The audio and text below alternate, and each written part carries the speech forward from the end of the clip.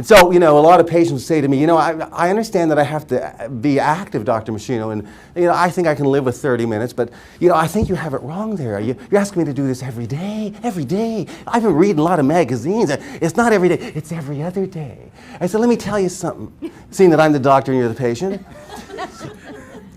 Once you achieve your ideal body weight, I'll allow you to go every other day. But to get to your ideal body weight, if you're overweight and out of shape, it's every day. See, they would never say to me, after I show them the nutrition, I'm going to show you a nutrition plan here. The exact nutrition plan that works. I'm going to show it to you. And you're going to say, I could live with that. No one ever said to me, what kind of program is this? I have to eat food every day? I think you got it wrong. I think it's supposed to be every other day. No one in 32 years has ever said that. But when I show them, I think you got it wrong. He said, no, I have it wrong, and you have it right, and that's why you're where you are, and this is why I wear it. You understand? Are you having a good time? I don't want to have to throw you out. So, we're too sedentary as a society today. I mean, just to come in the doors of this building, I no longer have to open the door anymore. I just push a button, and the door opens. I have a toothbrush now. I just have to hold it and it's vibrating like crazy.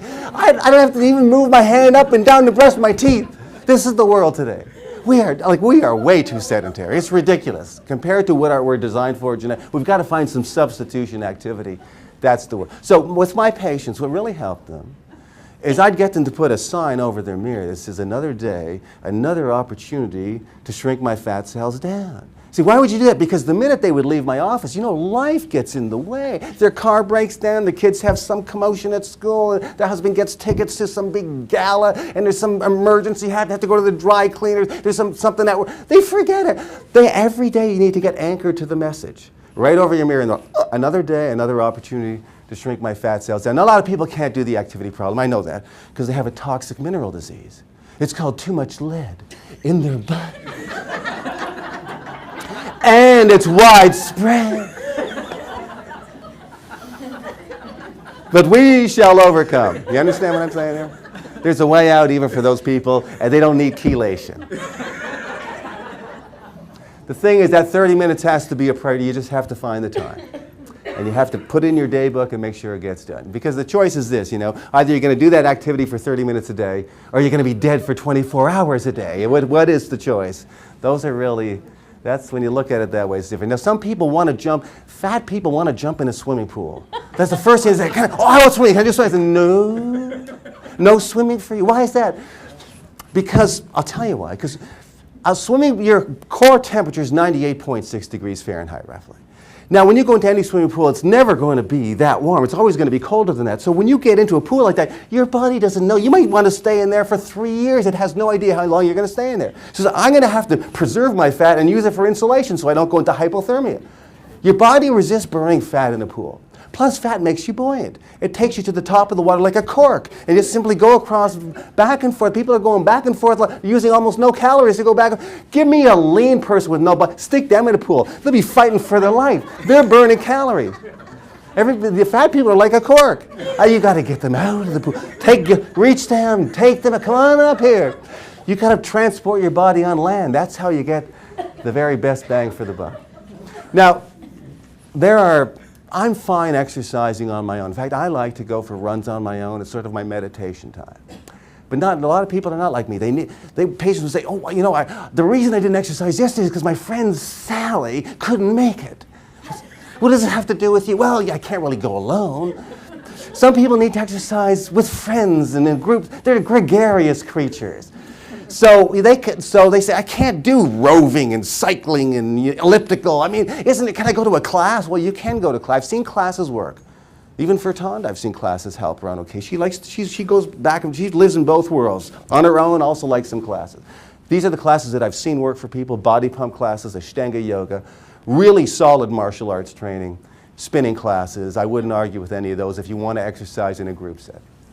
Okay, so that's shrinking your fat cells down. That's principle number one.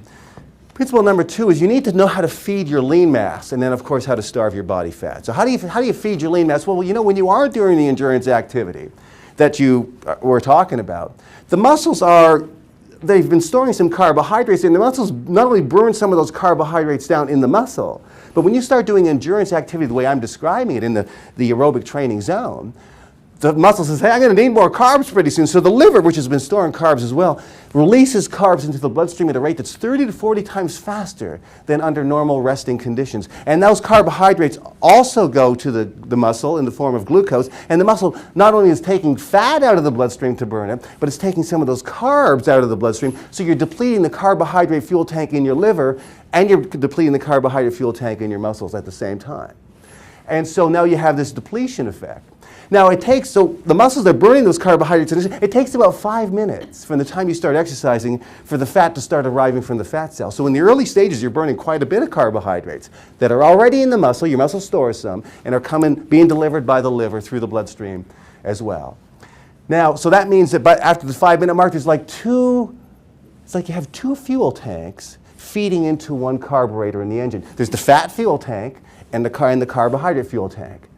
And what's interesting is that if you run out of carbohydrates, you can't just run on the fat fuel tank by itself.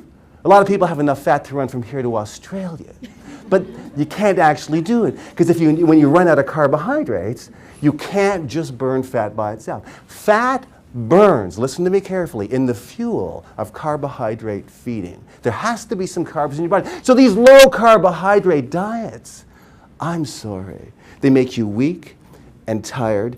You can't exercise. They make you sick. And this becomes very good news, as we're going to see later. So you get to a serious level of fatigue when you're in carb depletion. This is one of the major problems I have with low-carb diets. So let's forget about that. So here's the thing. When you are exercising, not only do you deplete your carbs down, the muscle says, you're going to make me do this every day, day after day, every day, day after day. The muscle says, the muscles you've been using are going to adapt. They will actually double the size of the carbohydrate fuel tank. Do you know that's one of the greatest adaptations of exercise? The muscle fuel tank, which used to be this big, is now this big. See, I'm making this a big issue because this is the catch-22. A lot of people who are overweight would come in and say, I don't know what it is. Everything I eat turns to fat. And I said, and I eat only organic carrots, only the best. I eat good carbs, and look at me, I blow up I think I'm allergic to something. I've got I think it's a thyroid condition. Maybe. But in most cases, it's this, that the person hasn't been very active. So they eat even good carbohydrates. Now, when you eat carbohydrates and they get absorbed, they go from the bloodstream, most of them go to the liver, and the liver has to sort out what it's going to do with those carbs. So it converts all the carbohydrates into one common carbohydrate currency known as glucose. And it takes the glucose and puts some into the bloodstream to maintain normal blood sugar levels, otherwise the brain's going to get very cranky. And it stores some glucose in the form of carbohydrate, in the carbohydrate fuel tank known as glycogen, so that between meals, after you stop eating, it can release them and keep the blood sugar sustained for a while. And then it says to the muscles, the 600 muscles of the body, do you need any carbohydrates down there? And the muscles say, and this person say, this dude hasn't used the ones you sent me 3 years ago. So the liver says, but there's still some carbs coming in. So now at this point, the liver has only one option. It has to convert those carbohydrates into fat. Carbohydrates get converted into fat in the liver when you eat more than your activity level has required. And then it sends them to the fat cell, and the fat cells get larger. So if you double the size of the carbohydrate fuel tank and you're depleting it every day, now you have a meal with carbohydrates. The carbohydrates come in, liver puts some into the bloodstream to maintain blood sugar level, replenishes its carbohydrate fuel tank, and it says to the 600 muscles, you need any carbs down here? Yes! We're totally depleted. And so now the carbs go to the muscles instead of the fat cell, and you replenish your carbohydrate fuel tank over the next 24 hours. Now you're using your carbohydrate foods as carbohydrate fuels, the way nature designed it. Now here's the problem when people get addicted to their scale. Carbohydrate fuels weigh a lot. If you look at the molecular structure of carbohydrates, they're like carbons with water molecules hanging on them. Hydrogen and an oxygen and a hydrogen. H2O hanging onto carbohydrates. So they're heavy fuels.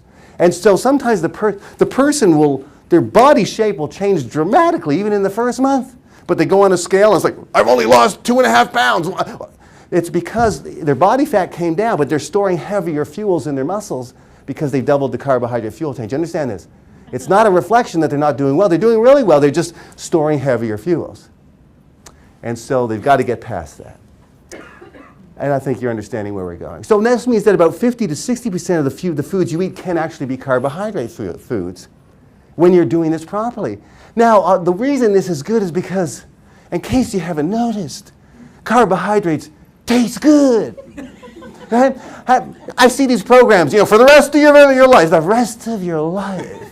You're never going to have bread, pasta, potatoes, or rice for the rest of your life. When people sign up for that, yes, oh, that's right, that's for me. Yeah, yep, that's really. So they go on a program like that, and you know these programs. I don't want to name names. I've seen them because they come to me after they fail on everything else. And they go on these crazy rules. And so they're great until the daughter gets married and they got into the dress, until the anniversary party, until the holiday was over, and then they blow up like a balloon. So how did they blow up like a balloon? Because one night at 3 o'clock in the morning, they just couldn't take it anymore. So they tiptoe downstairs, they open up the cupboard, they have one cookie, the first cookie in 9 months. You think you're just going to have one after 9 months? You eat a bag, 2 bags, 10 bags, 20 bags. The next day you're at a control party-sized pizza, you're diving into the whipped cream. And they put on more weight than they lost in the first place. And they walk around going, I'm such a loser, what's happening? No, the program was wrong. The program's idiotic.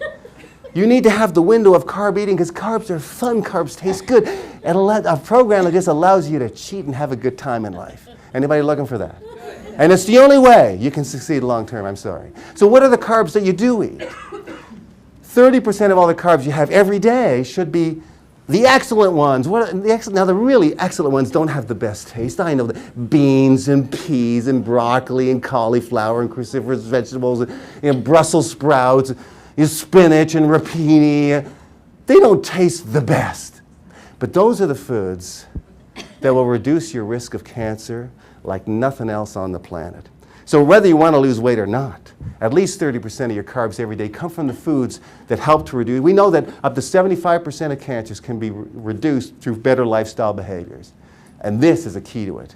So whether you're losing weight or not, this has to be in place. And then there are good carbs. They're good because they also have protective nutrients. The fruits and grapes and watermelon and yam sweeter, vegetables like that. But they're also sweeter, so they're more sugary, and they can bring too many carbs in at one time. So no more than 30% of your carb intake comes from what I call the good carbs. Then there's the intermediate ones, bread, pasta, rice, potatoes. And of course, you can have maybe 30% of your intake from those foods if you're doing the program that I'm showing you. And of course, if it's whole grain, it's going to be better when we're talking about bread and rice and pasta.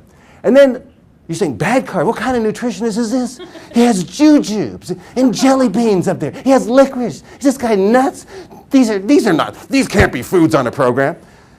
I have to give people something back because I'm going to take a lot of things away, as you're about to see. Things that have no place at all ever going into your body. I'm going to show you those things. So you can't take everything away. So you have to give people back a small amount of cheat foods. They can pick from those things what they want. It's not unlimited quantities, small little things just to get them through moments, as we'll come back and talk about. The other way that you feed your lean mass is with protein. So the other thing I didn't tell you is that when you're exercising, you're burning fat that came from your fat cells. You're burning carbohydrates because your liver's sending it to the muscles burning its own glycogen stores down. But there's also a third fuel tank. It's weird. The body starts to break down its own protein structure. It releases amino acids that actually become sugar, or they become intermediates, and the body can actually burn protein. About 5 to 10% of all the energy that you consume during exercise is from breaking down your own structure. It's this weird. It's as if you were in Alaska on a very cold winter day, and it's cold, and all of a sudden in the fireplace, the fire goes out and the logs, and you go, oh my God, I have to go out into the shed and get some logs and bring them in here and keep this fire going, or I'm going to freeze. And then it occurs to you, I'm in a log cabin. All I have to do is set fire to the walls of the cabin. I got lots of heat. That's counterproductive, am I correct? But that's what the body does. It breaks down its own structure. And that's why those long-distance runners who don't get enough protein back, they look so gaunt and emaciated. You see them, you go, if that's health, that looks a lot like a cancer patient that I went to visit last week. You can lose a lot of, if you're exercising the way I'm talking about, you've got to get protein back at specific amounts to replenish the protein you lost and gain the additional lean mass your body's now looking for. And also your immune system will break down because protein are the antibodies of your immune system. So for a person who's on a program like the one I'm talking about, you're going to have to get 6 grams of protein for every pound that you weigh. If you're adding resistance training as well, you go to 7 grams of protein for every kilogram, for every pound the person weighs, as we're going to see. So most people are going to need somewhere between 75 and 125 grams of protein a day. So with protein, you count grams. On this program, you count grams of protein. I'm going to show you. You get them from foods that are the healthy protein foods. Chicken breasts, turkey breasts, fish, egg whites, cod, low-fat cheese, really low-fat cheese, 1% milk, non-fat milk, kidney beans, beans and peas. And so what you start to see is that a chicken breast, or 3 ounces of sliced chicken breast, is about, get this in your head right now, never forget it, 25 grams of protein. Same with turkey. Fish is just a little less. It's about 20 grams, the same serving size. Then there's a big jump down. Egg whites, there's about 7 grams of protein in an egg white. Well, normally you wouldn't have 1 egg white. You might have 3 or 4 egg whites, which would get you to 21 to 28 grams. 3 tablespoons of cottage cheese gets you to 10. People say, oh, I have a lot of protein. I have 2 servings of yogurt a day. That's 18 grams of protein. It's nothing. It's hardly anything. So you understand, it's not so easy to get those grams of protein when we look at the healthy foods or the healthier foods. And then from beans and peas, there's like 4 to 7 grams in a serving size. With pasta, rice is only about 7 grams, 4 grams. Soy products don't have a lot of protein. Then you see bread and fruits and vegetables. They're very, very low. So this is why using protein shakes is extremely helpful. Anybody here using protein shakes? Okay, so I designed one recently and we'll talk about that. But you can get about 25 grams usually in a serving size. So people say, as I'm getting older, my metabolism is slowing down. I say, once you do the activity I'm asking you to do, and you get the right amount of protein into your body, you'll actually gain lean mass, your metabolism will speed up, and as you get older, you'll actually have a faster metabolism.